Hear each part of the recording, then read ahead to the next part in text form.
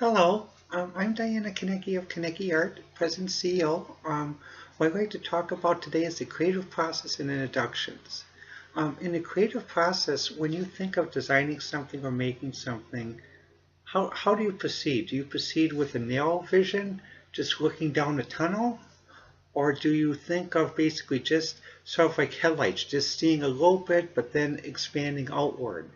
Um, for myself, I find out that if I concentrate too much on the narrow, that hinders my creativity and hinders my development process.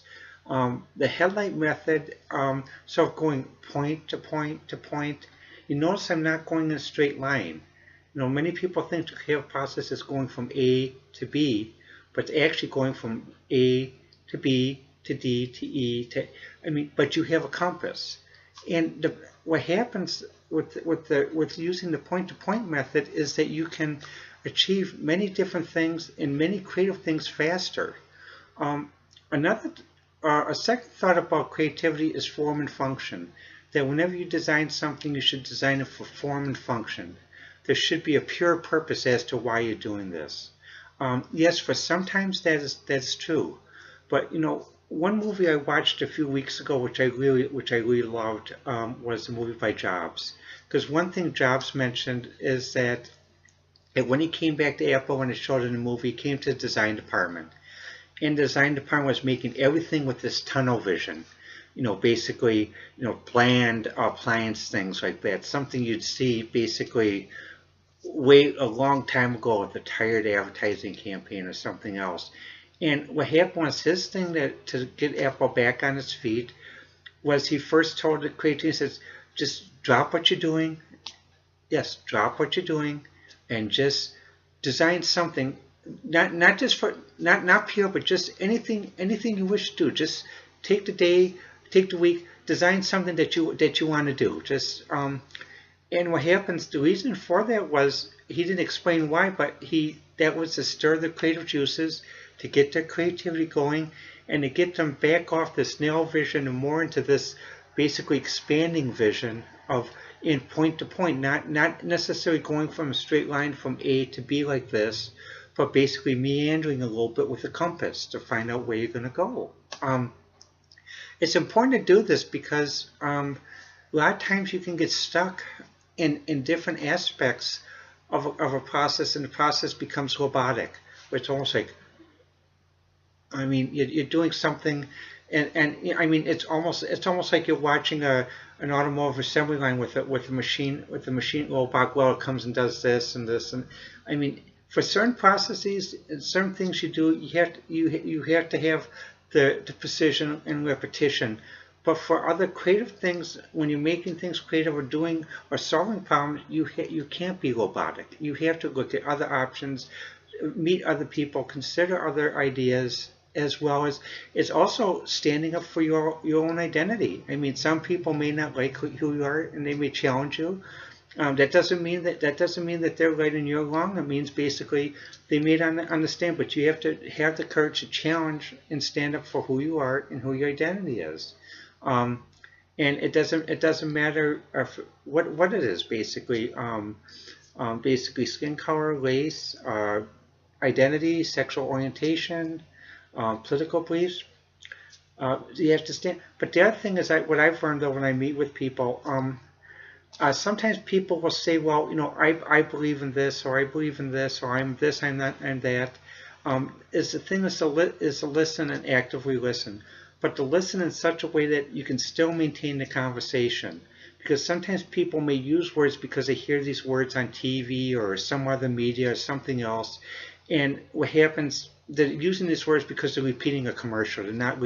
And what I try to do is when I meet with people, I try to have a conversation so I can actually hear what they're saying, how do they define it?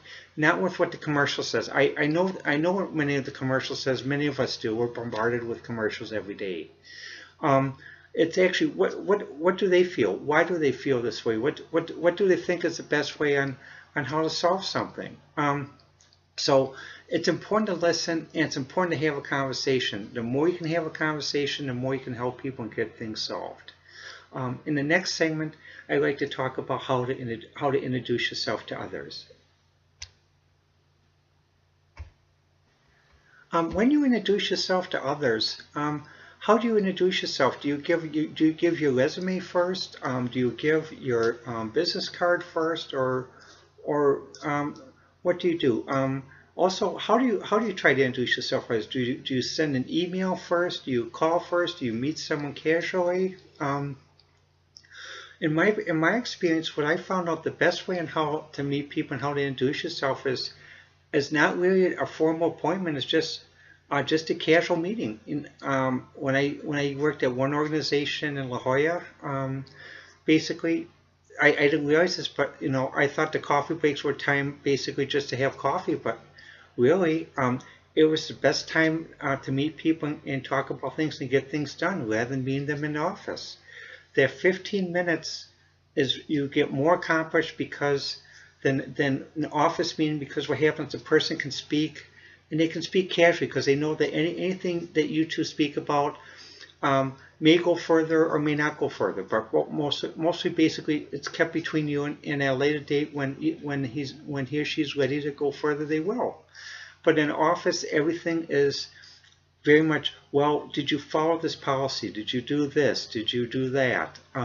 So when you can meet people casually, just have a casual conversation and just present a simple idea. Like, for example, the most common thing that happened at coffee break was when I was asked to be a guest editor of Simulation in June of '96. At that time, I was at a meeting and at Simulation in Phoenix, and this was at the '95 conference, and I was presenting a paper.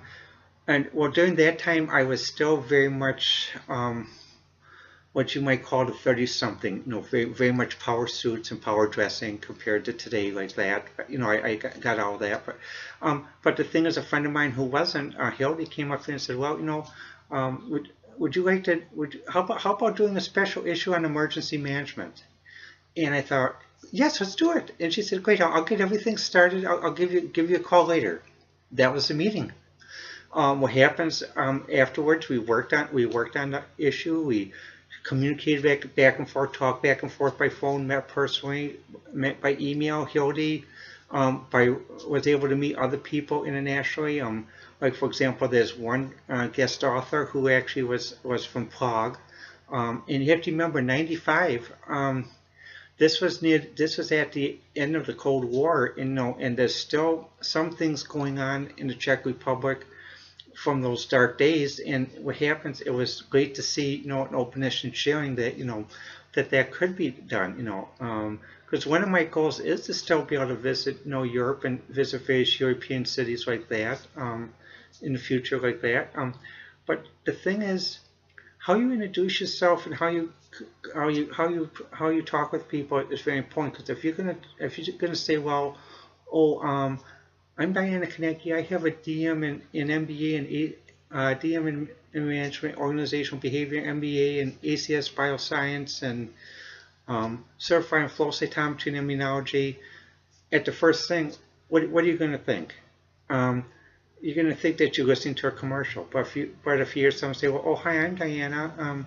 Nice to meet you. What do you think of the conference? And well, something like an icebreaker. Then basically you can talk about other things. You can get a conversation going.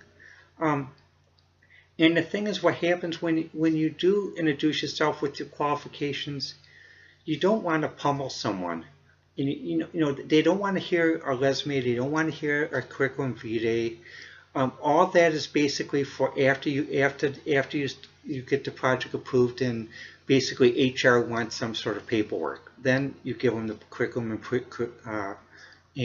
curriculum vitae and resume. But while you're talking, just have a conversation, keep it light, and just try to keep on task, but don't get so much like a business meeting, like what you see like with some comic strips like Dilbert. I get good chuckles from that because I used to work in a cubicle too many years ago when I worked as a medical researcher, and in '93, I vowed almost like the same thing like Scott Adams, not to go back into the cubicle. And and it's nice not to be able to work from the cubicle. The other thing is what happens. The, the thing is, when you do meet people, keep it light. Just and be yourself. Don't try to be someone you're not. Just I mean, if someone says, well, have you ever done this before? Don't try to fake and say, oh yes, I have. Say, well, you can say, no, I haven't done this, but I've done something similar to this. Okay, that's honest. You're letting them know that basically you haven't done this thing, but you have associated skills and expertise that can help them this way. And many people who are very interested in doing a project or something else, they know that the thing about the old HR days and personnel days about the round peg fitting in the round hole, or the square peg fitting in the square hole, or basically shaving the edge off a round peg to fit in the square hole are gone. Not everyone is gonna fit in exactly into a plug board. There's gonna be some things that someone has and something else, because a common way people look in the old days in personnel. Let me show you just what's a circle. Basically, everyone had to have a certain set of skills. Basically, skill 1, skill 2, skill 3, skill 4, skill 5. All of them at equal levels at the circle. What they're finding out really when they do metrics, it's not really a circle. It's actually like a little bit here, a square here, maybe a rounded here, a little bit jagged here. But the thing is, there's enough that basic core set, basic skills, along with the person's creativity and insight to basically do other things. Because an issue that comes when someone is placed basically just strictly by two components linking together like this, the problem is you may have a limited result, and you probably will, because what happens, the person will know how to do everything in that limited scope again, like I showed, but they will not know how to think like this, or think what's all around them. What do they see at 360? They're going to look like this, like with blinders. And I mean, in some cases, maybe that's good for what you're doing. But basically, as a creative person, the main thing is to be able to have the insight to see 360. And also 360 this way too, not just one dimension, 3 dimensions, and also 4 more dimensions as time and also prediction. And that but the way you present that, though, is the way you introduce that is you do it in a casual conversation. Meet someone, have a casual conversation, talk. But try not to be too 30-something, like too MBA like or yuppie like that. There's some things of yuppieism which actually repulses people, and so just be yourself, just be casual, and other things like that. One thing everyone realizes, people want to achieve and people want to make money to do things. That's fine. But the thing is, what happens when people do get repulsive is when people go to make money by hurting others. That's something that repulses anyone, and they glorify in that. That's where you have to know what your ethics are, because someone will not ask you that test directly. They'll be very subtle about this. They won't say, well, I'd like you to do this, but you may hurt these people or these people. No, they're going to be very subtle. They say, well, what do you think about doing this for, use some other reasons. But then you have to be able to think as to what the implications are. So, try to remember your ethics as well, because some people try to have you do unethical things and promise you to pay you right away. But really what happens, though, there's other ways how to do things, and you will succeed better by keeping to your ethics and your guidelines. Well, let me know what you think. My Twitter is @Diana1A, and my website is KaneckiArt.webs.com, KaneckiArt.webs.com. Again, Twitter, Diana1A, and my website, KaneckiArt, KaneckiArt.webs.com. www.webs.com. Also, you can find my videos on YouTube by searching Diana K or by searching KaneckiArt. Thank you again, and I'll talk with you soon.